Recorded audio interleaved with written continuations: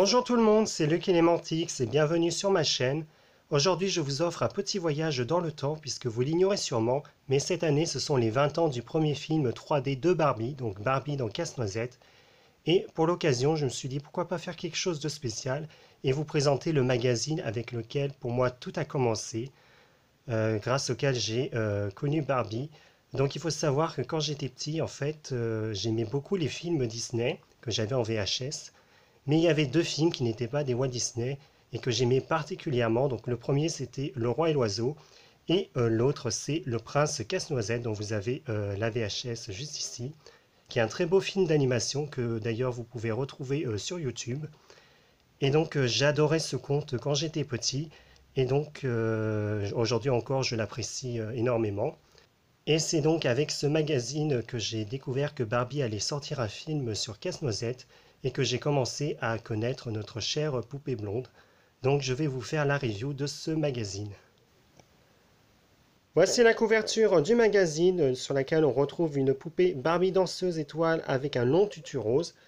En haut à gauche, on retrouve une photo portrait de Barbie Casse-Noisette avec marqué Grand Concours Barbie Casse-Noisette, numéro 76, novembre 2001, et le magazine coûtait 25 francs à l'époque.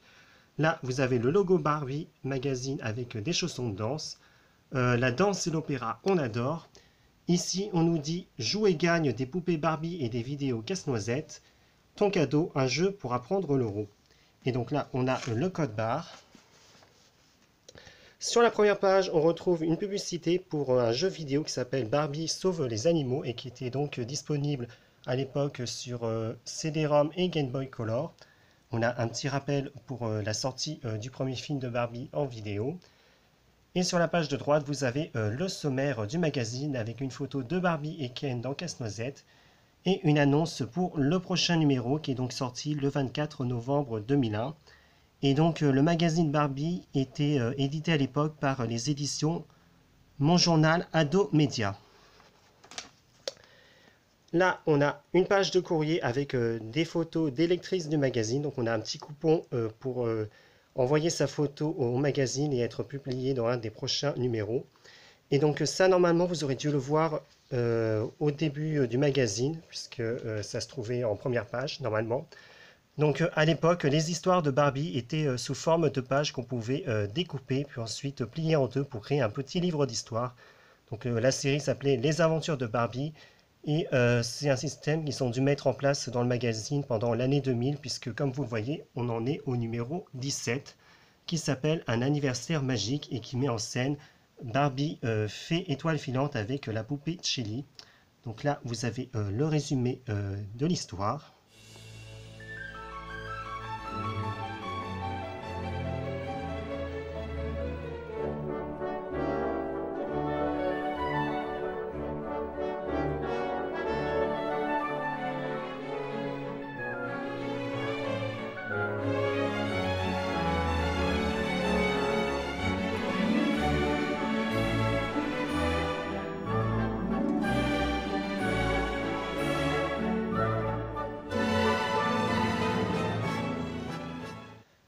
Après la petite histoire de Barbie, on arrive à la page du grand concours Barbie Casse-Noisette. Donc il y a un concours de dessin qui permettait de gagner une des 25 poupées Barbie Casse-Noisette ou l'une des 35 cassettes vidéo du film Barbie dans Casse-Noisette. Donc là vous avez le coupon de participation.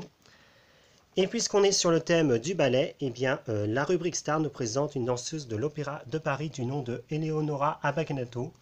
Donc l'article retrace sa carrière en tant que danseuse étoile. Ici, on retrouve à nouveau une image de Barbie et Ken dans Casse-Noisette. Et ce que j'aime bien, c'est que l'article finit sur une petite anecdote, puisque Eleonora a été choisie pour tenir le rôle de Clara lors de la représentation de Casse-Noisette à l'Opéra de Paris pendant l'année 2000.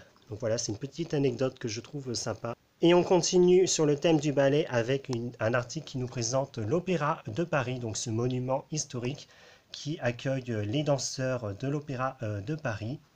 Donc on nous rappelle également les qualités indispensables pour être une bonne danseuse étoile. Et l'article finit sur une petite présentation de Brigitte Lefebvre, qui était donc la directrice de la danse de l'Opéra de Paris à l'époque. Sur la page de gauche, on retrouve une nouvelle publicité pour un jeu vidéo Barbie, Barbie Agent Secret, et non, ça n'a rien à voir avec le film qui est sorti il y a quelques années.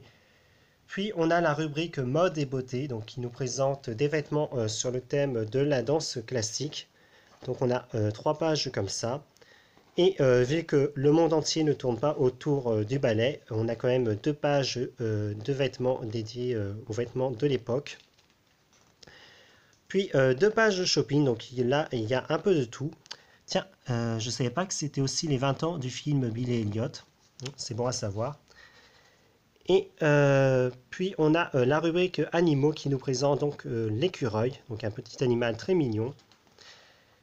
Et on enchaîne avec 4 pages de jeu sur le thème du ballet. Avant d'arriver à une rubrique dont j'avais complètement oublié l'existence, la rubrique humour, où on retrouve des histoires drôles sur les animaux ainsi que des petites anecdotes. Et sur la page de droite, on a les dessins des lectrices du magazine qui ont créé plein de monstres. Donc j'aime beaucoup celui-là, le Lapinoucha. On dirait presque une peluche. Puis on a une histoire de Barbie en 2 pages, donc c'est l'histoire de Casse-Noisette. Donc là, on a un petit résumé historique du conte. Et sinon, j'ai pas grand-chose à dire sur l'histoire. Vu que ça tient sur 2 pages, ils ont supprimé beaucoup d'éléments. Donc c'est juste Clara qui s'endort et qui rêve que son Casse-Noisette l'emmène visiter le pays des sucreries. Donc voilà, c'est assez sommaire. Ensuite, nous allons aborder un sujet très intéressant puisque les plus jeunes d'entre vous ne le savent peut-être pas. Mais en 2001, on utilisait encore les francs et on était sur le point de passer à l'euro à partir du 1er janvier 2002. Donc dans cet article, Barbie nous présente la monnaie de l'euro, comment ça fonctionne et comment on va utiliser la monnaie de l'euro jusqu'à présent. Donc elle nous présente aussi les billets. Et pour approfondir ce sujet, on avait un jeu de société à découper au centre du magazine. Donc on avait 2 planches que je n'ai plus malheureusement, mais je me souviens très bien de ce porte-monnaie puisque à l'époque j'utilisais de la mauvaise colle pour essayer de le fermer, donc du coup le porte-monnaie n'arrêtait pas de s'ouvrir et j'ai perdu toutes les pièces comme ça. Donc c'est un jeu de société assez simple, on a des cartes shopping avec des prix, il faut rassembler les cartes avec les pièces et les billets pour réaliser le plus d'achats. Puis on passe à la page d'abonnement au magazine Barbie avec une offre d'abonnement toujours en francs et on avait également la possibilité de commander d'anciens numéros du magazine.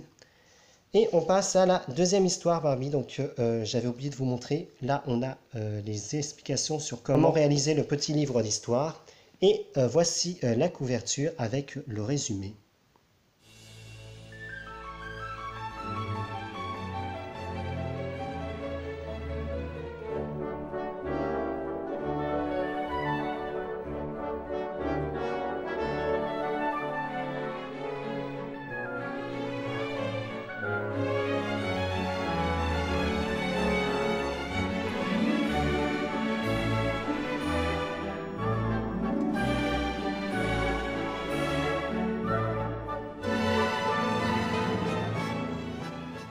Et après cette deuxième histoire, on a à nouveau 2 pages de jeu sur le thème de la danse, ainsi que les solutions des jeux et les résultats d'un ancien concours du magazine qui permettait de gagner 2 jeux Barbie sur PlayStation.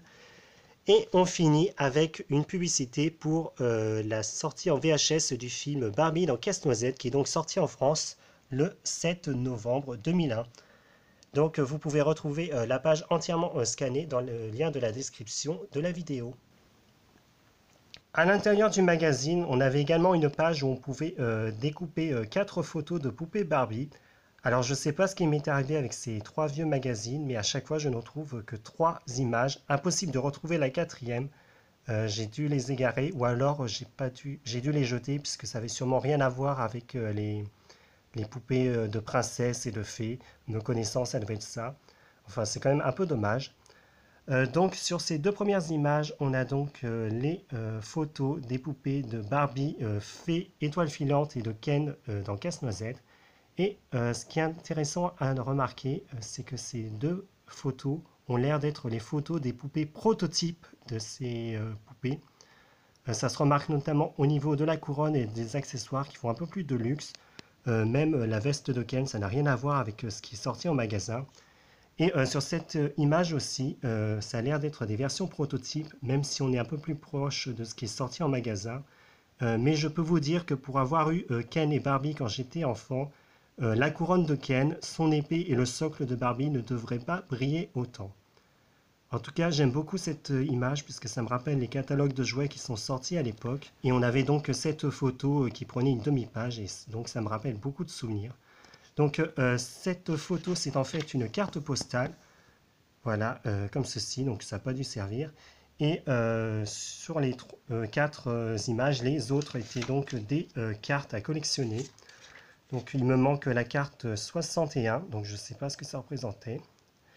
Et dans le magazine suivant, on a d'autres images des poupées de Casse-Noisette. Donc je pense que je vais vous scanner toutes les cartes qui sont en rapport avec Barbie Casse-Noisette et je vous les partagerai dans le lien de la description de la vidéo.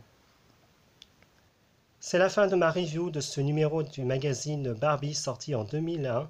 Donc j'espère que la vidéo vous aura plu. N'hésitez pas à laisser un petit commentaire, à me dire ce que vous allez penser, si vous avez vu le film Barbie dans Casse-Noisette à l'époque et quels souvenirs vous gardez de ce film.